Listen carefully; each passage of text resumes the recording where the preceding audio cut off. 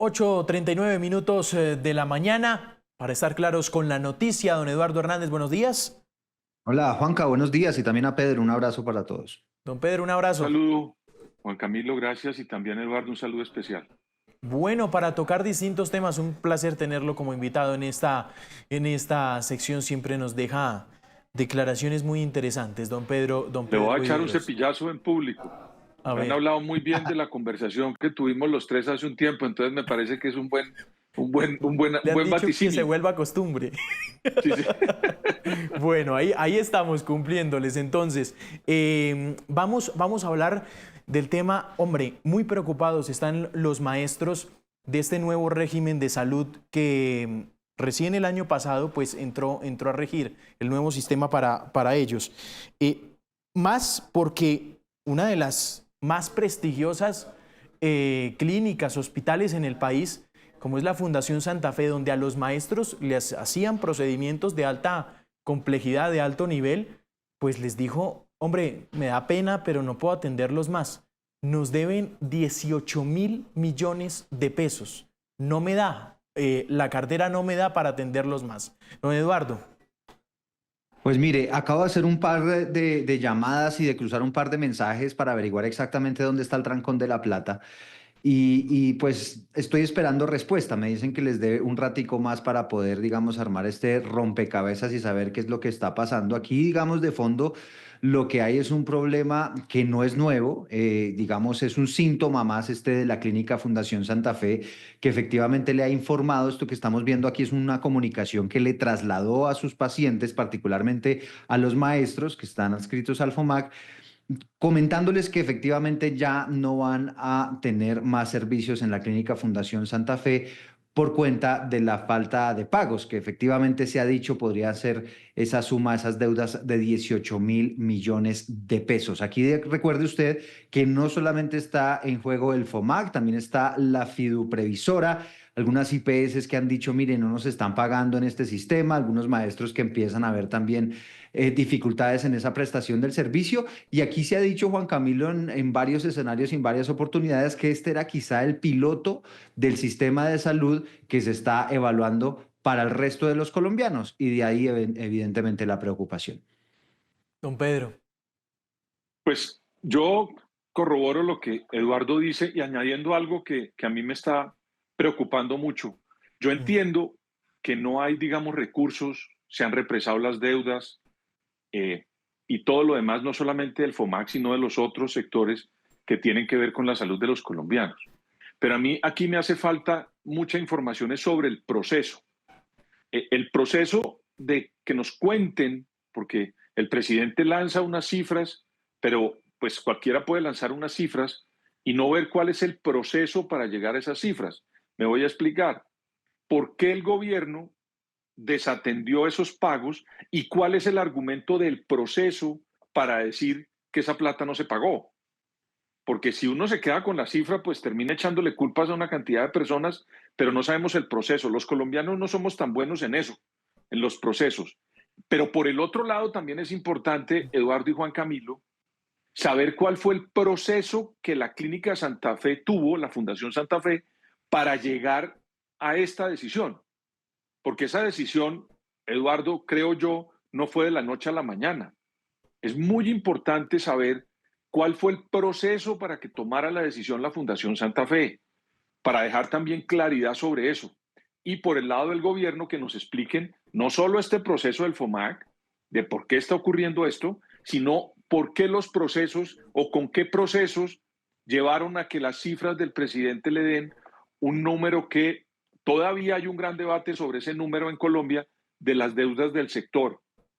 Aquí hace un tiempo, yo recuerdo, la Corte Constitucional emitió una providencia o un fallo donde dijo que el señor ministro de Salud tenía que sentarse a examinar el valor de la unidad per capitación, que es el valor que ponen para poder entregarle a las EPS los valores y que ellas irriguen el sistema con los pagos. Y esas reuniones no se dieron. Entonces, yo insisto en conocer cuál es el proceso, Eduardo y Juan Sí. Camilo. Y repito, los colombianos no somos buenos en eso, pero ojalá que alguien nos explique por qué llegamos a esta situación, de un lado y del otro. Uno Sí, a aquí, través de digamos, declaraciones puede encontrar pistas, ¿no? De lo que marca don Pedro Viveros de los procesos. Willy Carmona, por ejemplo, vocero y miembro del Comité Ejecutivo da una. Él dice, nada cambió, adaptaron el entramado, esto es una declaración de hace 2 meses, al nuevo modelo. Es decir, y voy al proceso que marca don Pedro, la pista que nos da aquí el señor Carmona, que es miembro del Comité Ejecutivo, dice, le pagan rápido a los prestadores anteriores y a los que están en el nuevo modelo, pues dilatan esos pagos precisamente, que es mucho de lo que estamos llegando ahorita a este momento. Pero pues obviamente por parte del gobierno nacional lo que faltan son respuestas, que también coincido en eso, que es lo que marca don Pedro Viveros referente a ese proceso, Eduardo. No, solamente iba a agregar algo de contexto, digamos, para nuestros televidentes, porque es claro y es importante que sepan que no es el mismo modelo que manejamos todos los colombianos. Este es un modelo distinto, este FOMAG depende del Ministerio de Educación y básicamente hay unos recursos que también administra la fiduprevisora. ¿Esos recursos de dónde provienen? De los aportes que hacen los maestros y también de unos dineros públicos que llegan desde el Ministerio de Educación, pero básicamente aquí estamos hablando de un modelo 100% público que evidentemente pues está teniendo estos serios problemas y aquí me sumo a lo que está diciendo Pedro y es lo que hay que indagar es, como decía al principio, dónde está el trancón y por qué esos dineros no están llegando a los prestadores de salud, porque se están prestando servicios para los maestros que después no son pagados. No, Vamos a y hablar, sobre todo, sí. Eduardo, y un segundo termino con esto, ¿y por qué digo el proceso?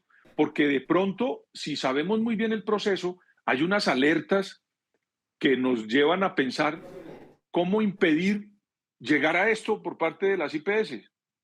Pero si usted no tiene un proceso, Juan Camilo y Eduardo, pues un día la persona dice, mire, me están debiendo 18.000 millones y cierro.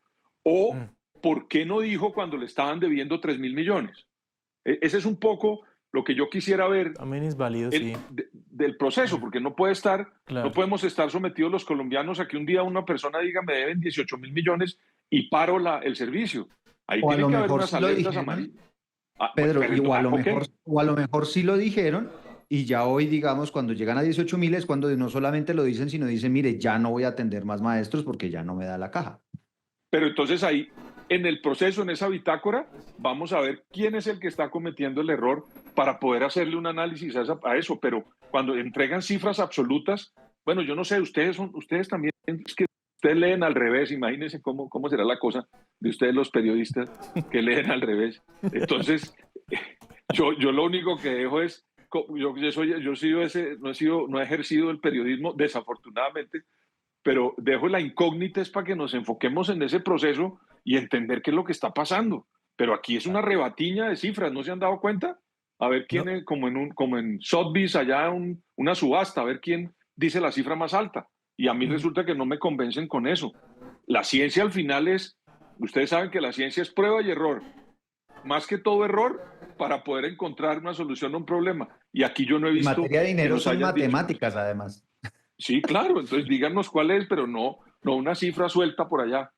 pero no, recordemos además la Fundación Santa Fe no es el único hospital que ha hecho estos anuncios. Lo hizo el Hospital San José. También está suspendido uno de los hospitales más grandes de Antioquia.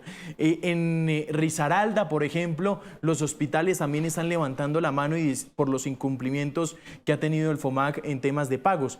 Es un patrón generalizado, por lo cual necesitamos, como conclusión, como dice Pedro, conocer los procesos, porque si es un patrón, pues algo está fallando. En el mismo que es incumplimiento de pagos, pues algo estará fallando allí. 8:48, vamos a pasar a hablar de otro tema. En segundos va a hablar Victoria Bendaño, que es una de las líderes de FECODE también que ha pues denunciado todos estos fallos en el sistema, todas estas fallas. Vamos a hablar del paro arrocero. Van avanzando poco a poco en los diálogos, en estas mesas.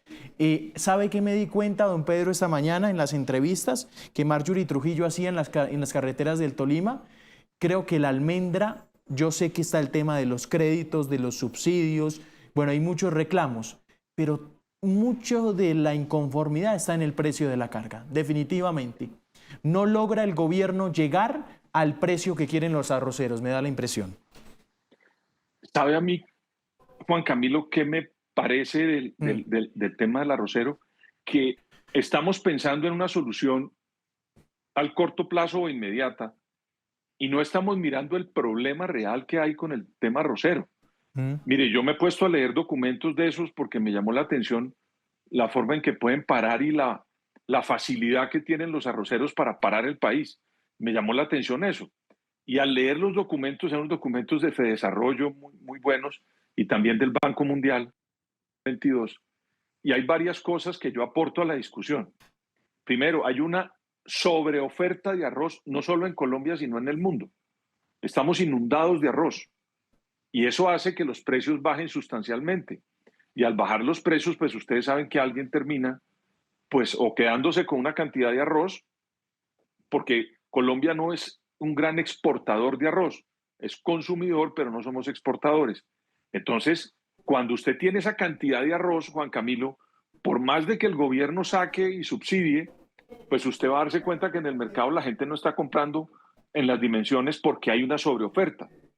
Eso por un lado. Por otro lado, hay algo que me llamó la atención, el paso del Tolima y Neiva como los grandes productores de café, se pasó y se fue para el Casanare. Y por una cosita que yo descubrí en esos documentos, el valor del arriendo de la tierra. Es mucho más barato en Casanare y mucho más costoso en estas zonas del país. Entonces, ¿qué hacen los productores y los molineros? En fin, es irse donde tienen menos costos en el arrendamiento de la tierra. Entonces, si usted se da cuenta, estamos llegando a un problema mucho más grande que simplemente entregarle una plata por una carga. Y termino con esto. Se basa todo en costos de producción. Claro, ¿Cierto, Pedro? entonces, exactamente. Entonces, el problema no es pedir unos subsidios para comprar una carga, porque de todas maneras vamos a tener el problema de la sobreoferta y de los precios. Y por último, Juan Camilo, en esos documentos hay una cosa que me alarmó sustancialmente como un simple colombiano. Yo no soy experto en arroz, pero pues me inquieta lo que pasa y por eso me pongo a leer esas cosas.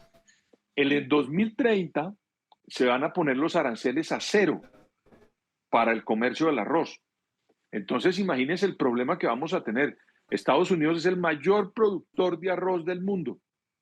Usted no se imagina lo que vamos a tener con la producción interna si no nos ponemos las pilas en competitividad cuando llegue esa cantidad de arroz que va a llegar después del 2030, Juan Camilo y Eduardo. Esas son las cosas que yo creo que deberíamos estar mirando para resolver un problema muy grave. Ustedes se van a dar cuenta el problema tan grave que vamos a tener cuando esa industria termine sin el factor de competitividad. En el 2030 vamos a terminar comiendo arroz americano y con una industria arrocera totalmente marginada o marchitada. Eduardo. Y aquí lo peligroso de establecer un precio base es justamente eso, porque si usted, digamos, establece esos precios por modelo económico, ya lo decía Pedro, pues hay una cantidad enorme de arroz, esto es decir, la oferta es demasiado grande para lo que en realidad es la demanda. Entonces, si usted obliga a comprar de alguna manera a un precio que no es el que establece la oferta y la demanda, pues ahí puede tener dos consecuencias. La primera es que los industriales, los grandes industriales que son los que compran ese arroz, puedan eventualmente tener algún reparo con eso. O lo segundo es, si los llegan a acordar, pues evidentemente habría un encarecimiento para el público en general, para la gente en ese que es uno de los alimentos principales de la canasta familiar de los colombianos, que hace parte además del famoso corrientazo, que eventualmente terminaría encareciéndosele a la gente sin que necesariamente deba ser así, porque como dice Pedro, pues tenemos una oferta enorme de arroz y aún así los colombianos pagándolo caro, que sería también algo paradójico. Usted ha oído hablar al presidente que los alimentos le bajaron, ¿verdad? Esa fue una cifra que entregó en el discurso. 20 de julio. Sí. Bueno, pues es que él aduce y él dice que fue el gobierno el que le bajó los precios y tal. No fue el gobierno, es el problema que hay de sobreoferta mundial y en Colombia que lleva a que ese precio pues se caiga. Y eso es favorable para la economía, como lo dice Eduardo, el arroz ese es uno de los productos que más se consume en Colombia y usted puede ver tranquilamente ahí uno de los factores de la baja de los alimentos, como el café, por ejemplo. El presidente no puede decir que fue por él que el café bajó. No, esa fue una gestión de la federación. Recuerde usted el presidente lo que quiso hacer con esa federación. Ustedes se acuerdan lo que pasó cuando nombraron al doctor Bahamón, que quería sacarlo a sombrerazos al señor. Y Sí. ese señor se quedó ahí y hoy en día tiene al café con una bonanza gigantesca de unos precios muy importantes. Y eso no tiene nada que ver el gobierno, Juan Camilo y Eduardo. Eso es simplemente oferta y demanda que en el mundo termina bajando los precios o en el caso del café, aumentándolos afuera para sus exportaciones. Son Mucho cositas menos que, repito, agricultura, cuando usted suelta Pedro. una cifra ya en el Parlamento, todo el mundo Claro. se la come. Pero, don Hay Pedro, que entrar ¿sabe? un poquito. Claro, en el fact check Sí, de señor. cada cosa que dice el presidente Petro, y le adiciono una cosa, el incentivo de almacenamiento al problema de la sobreoferta, pues quitaron este gobierno, que es otro de los reclamos de los líderes arroceros, quitó el incentivo de almacenamiento que era pagarle a los grandes industriales por guardar un arroz que por el problema de sobreproducción no podía salir a la venta. El gobierno quitó ese incentivo y es también otra de las quejas de los líderes arroceros, Eduardo.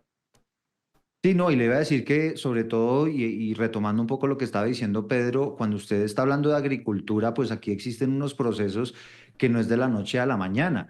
Aquí hay cultivos de 2, 3, hasta 6 meses, y esto evidentemente requiere una organización y una planeación que es fundamental para usted generar que no todo el mundo produzca al tiempo, porque estamos teniendo temporadas de sobreoferta y después empezamos a tener problemas de oferta.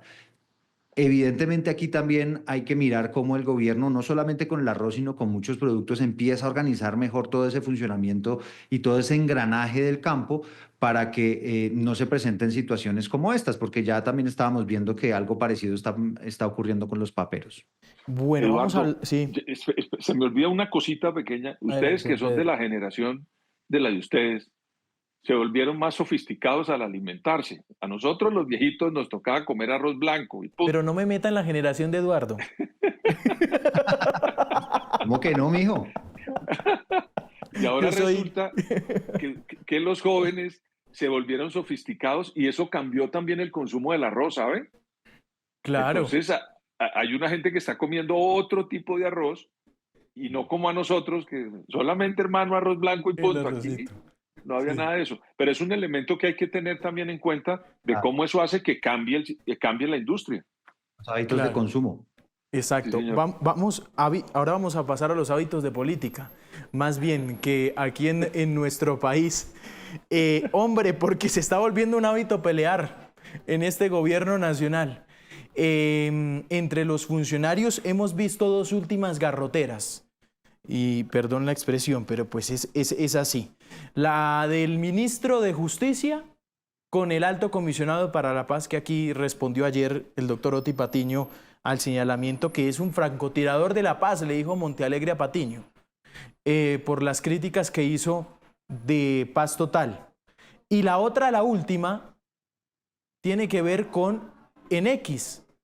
El señor Sade ayer otra vez insistiendo en el tema de la reelección del presidente Petro, y el tate quieto no se lo puso la oposición, se lo puso alguien del mismo gobierno. El director de la UNGRD le dijo a través de X lo siguiente, vamos a ver el trino de Carlos Carrillo. Vea, ya está bueno de payasadas, le dice Carlos Carrillo a Sade. Usted es un opinador o un tuitero cualquiera. Usted no es un opinador o un tuitero cualquiera, es el jefe de gabinete, el jefe de despacho del presidente de la República. Su obligación legal y moral es respetar la Constitución y la ley. En Colombia no hay reelección. El mismo presidente ha dicho muchas veces que no le interesa. Si su trabajo es lambonear, el del gabinete es cumplirles a los colombianos. Su incansable búsqueda de atención nos genera problemas a todos. Si le gana la pulsión activista para levantarse, y puede levantarse e irse. Ahí está la nueva pelea del gobierno, don Pedro. A mí me llama la atención lo siguiente, Juan Camilo. Lo más importante en un gobierno hoy es tener claro para dónde va un gobierno. Mire, a la gente no le importan las cifras, eso de que pongan los logros y una cantidad de billones en Colombia, eso no le importa a las personas. Lo que le importa es saber que lo están llevando a un sitio, que el país se está conduciendo bien o llevándonos a un determinado lugar. Pero cada vez que usted ve esto, pero que no es la primera vez, usted sabe lo que se han dicho otros personajes hace ya un buen tiempo, entre ellos entrecruzándose unos datos. Mire, al señor Oti Patiño hoy le dijo el ministro de Justicia que sí iba a ser un obstáculo para la paz porque simplemente dijo que esa idea de ese proyecto de la paz total era una idea que no estaba bien planteada. Mm. ¿Por qué no hicieron eso antes de presentar esa ley? ¿Usted se imagina, Juan Don Pedro, Camilo? hablaron solo una vez, me lo dijo Oti Eso, Patiño ayer en entrevista. Me dijo, en 2 eso. meses que ha estado el ministro de Justicia, he hablado solo una vez de la ley de marco fiscal de paz total. No pude hablar más Entonces, con el ministro. es como, por ejemplo, voy a contar una infidencia. A mí cada vez que me llaman para hablar con ustedes, el productor me llama con antelación, me dice a tal hora vamos a hablar y estos son los temas, señor. Pues para que yo al menos me pueda preparar, ¿verdad? Sí, claro. Si a mí me coge usted y me llama a las 8:30 y me saca a preguntar, seguramente hago el ridículo. Sí. Pero hay una conversación, hay un proceso para eso. En el caso del gobierno del presidente Petro, no hay coordinación, pero no hoy. No hubo nunca coordinación, porque el presidente es él quiere ser muy él, digamos. En la época de Mao Zedong había una frase que yo la comparto con ustedes, y era que Mao Zedong utilizaba el desgobierno como fórmula de gobierno. ¿Cómo es eso? Pues que el señor dejaba que el desorden circulara para que al final todos los temas le llegaran al gran comandante Mao Zedong. Y el presidente de la República en Colombia pareciera que quiere dejar un desorden para que todo le llegue al final a él, porque no hay un orden establecido en el gobierno para sacar adelante. Es increíble que pasen estas y muchas otras cosas. Ese señor Carrillo, Carrillo, sí, señor. Carlos Carrillo, acuérdese lo que ha dicho de lo que pasó allá dentro en la unidad de gestión del riesgo y los enfrentamientos que ha tenido con otros sectores, lo que le vive diciendo permanentemente a otras señores alternativas del gobierno del presidente Petro. Entonces, todo eso me lleva a mí a pensar, repito, que al presidente le gusta tener un desgobierno como fórmula de gobernar, para que todos los temas le lleguen al presidente de la República y él termine decidiendo. Y eso me parece a mí que es una fórmula de gobierno muy anticuada, Mm. porque por eso usted se da cuenta que han ido hasta hoy 55 ministros, porque ¿quién se aguanta que al final el presidente tome las decisiones, nunca los consulte y ya usted está viendo lo que pasa con las decisiones que toma el presidente, que al no tener un proceso para poder llevarlas a la buena ejecución, pues terminan siendo un fracaso total, en mi opinión. Eso no le ocurría, y me toca poner ejemplos, al señor Juan Manuel Santos.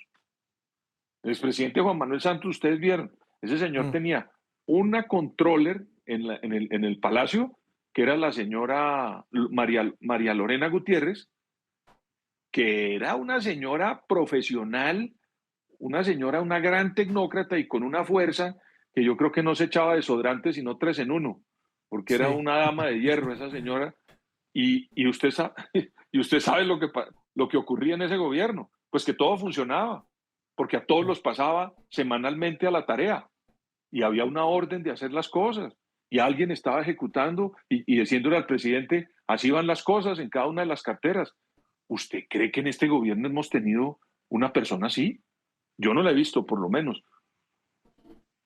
Pues Sí. era Laura, ¿no? Decían No, pero pues, algunos. Pero Laura tenía muchos enemigos también dentro del gobierno. Es que aquí, y quiero complementar lo que está diciendo Pedro, hemos visto, digamos, en los últimos meses, por no decir años, que también este gobierno se ha venido manejando en bandos, ¿no? Entonces están los de un lado y los del otro. Aquí parecen estar los bandos de los reeleccionistas, están donde está el ministro de Justicia Montealegre, que ya ha planteado la posibilidad inclusive de una constituyente con ese propósito, y está del otro lado, pues los que dicen, hombre, la ley no nos va a permitir una reelección del presidente Gustavo Petro y quizá ese es un tema que me llama la atención del trino que escribe Carlos Carrillo al pastor Saade y es, hombre, esto nos mete en problemas porque Mm. efectivamente el tema de la reelección es supremamente espinoso para la opinión pública. Si bien habrá muchos que quieren que el presidente Gustavo Petro sea reelegido,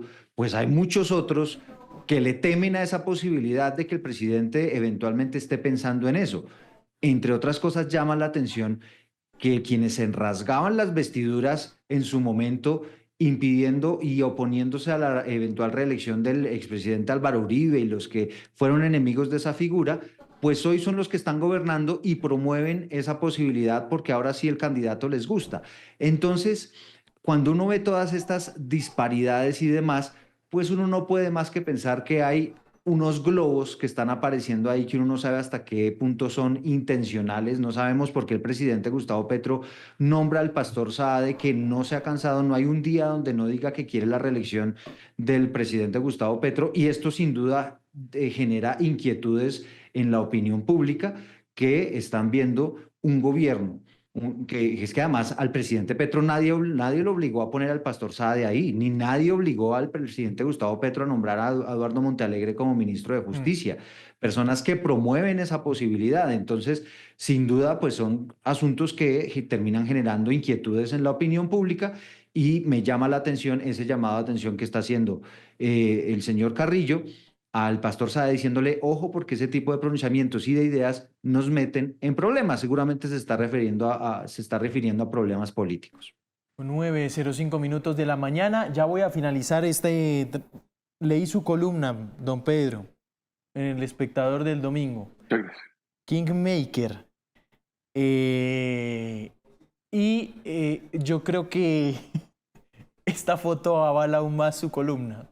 Y es la del expresidente Álvaro Uribe buscando consensos o lo que él llamó un gobierno de transición, como por ejemplo con una figura muy importante para la política nacional, que es el doctor Humberto de la Calle. Tenemos la foto por ahí, vamos a verla. Esta es la foto que ha publicado en sus redes sociales en las últimas horas.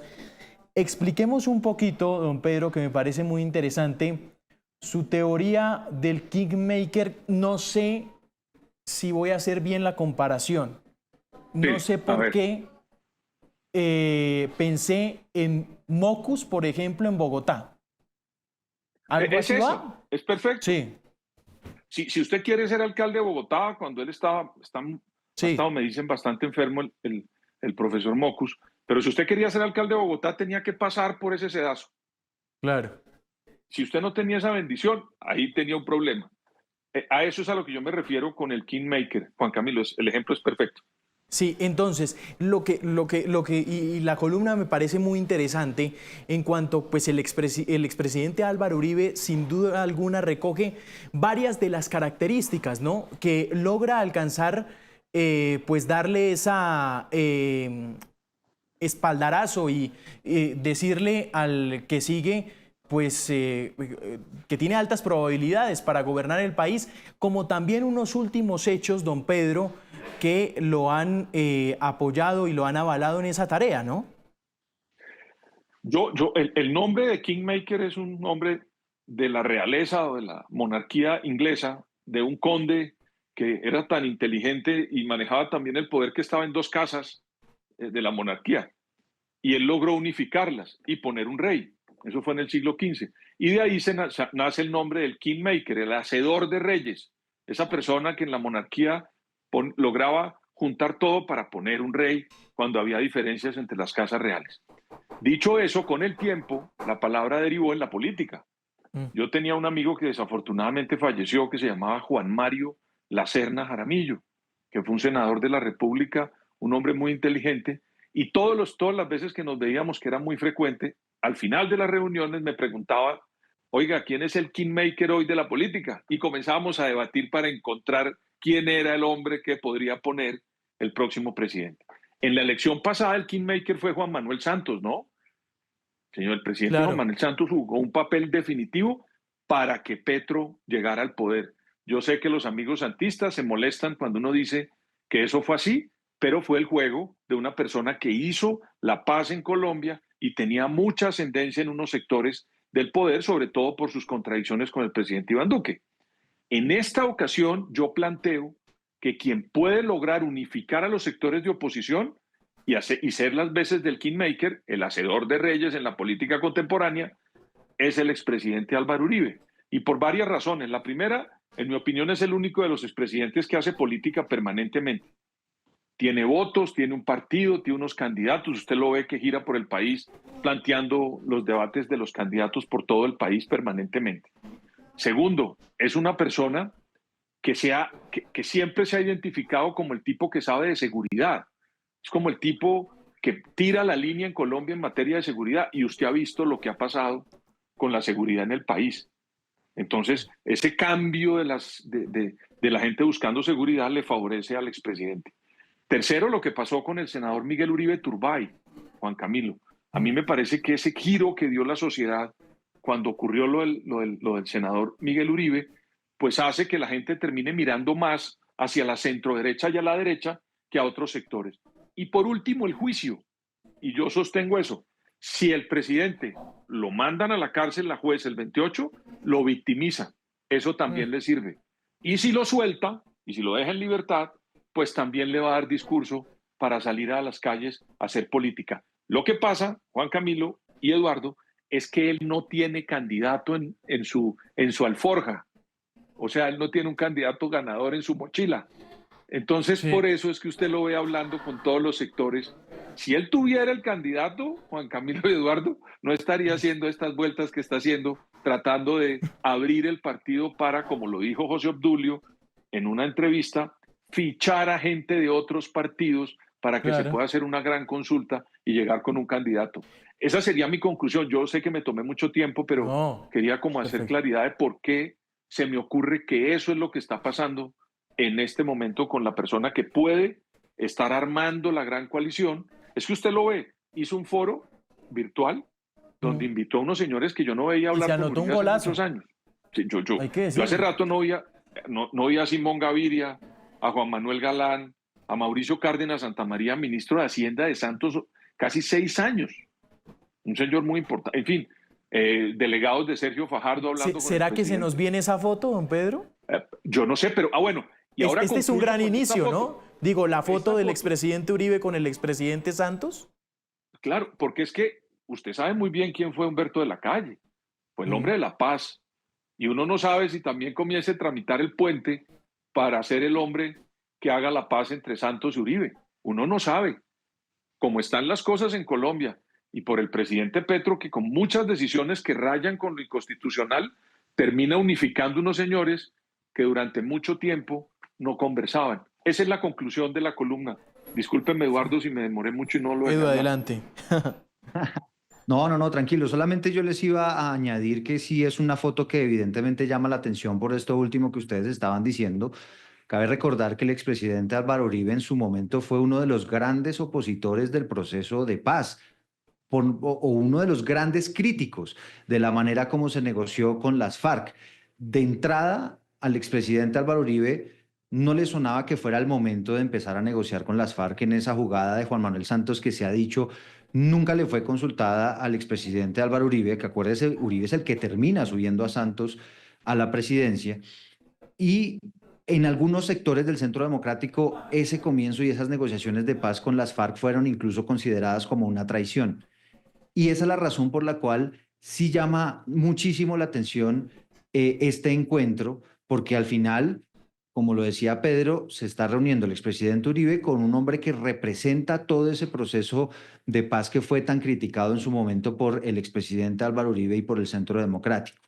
Entonces acá, pues evidentemente lo que se ve es un interés político, quizá el expresidente Álvaro Uribe intentando acercarse un poco más hacia el centro, ¿no? Tratar de desderechizarse un poco y lograr esos consensos con unos sectores mucho más de centro. Tal cual, Eduardo, tal cual. Y yo la lo veo figura por ahí. Y también el interés que podría tener Humberto de la Calle es que lo empiecen a ver también como un hombre que quizá puede empezar a tener mano dura, que es algo que están reclamando los colombianos. Y es que fíjese que sumándole un poco de elementos, los candidatos hoy que están criticando al gobierno Petro, que se quieren alejar del gobierno Petro, pues están un poco cogiendo ese discurso del expresidente Álvaro Uribe, y lo vimos claramente en la entrevista que le concedió Claudia López en las últimas horas a nuestro director Juan Roberto Vargas, Claro. donde empezó a hablar de darle bala a los criminales, donde empieza a hablar de Plomo. apoyar a los empresarios, un discurso al final que es muy de la entraña del uribismo, Va a ¿no? terminar usando de fórmula vicepresidencial al candidato Balín, de pronto, A Claudia López. Botero, Santiago Botero. Don Eso lo dije Pedro. yo, no lo dijeron ustedes, No. para que no se metan en problemas. Lo dijo don Pedro. Don Pedro, un abrazo, Yo. gracias. Un abrazo, cuídense mucho y gracias por la invitación, Juan Camilo y Eduardo, y a los que nos ven. Don Eduardo, gracias. Vale, les mando un abrazo a todos, un feliz día.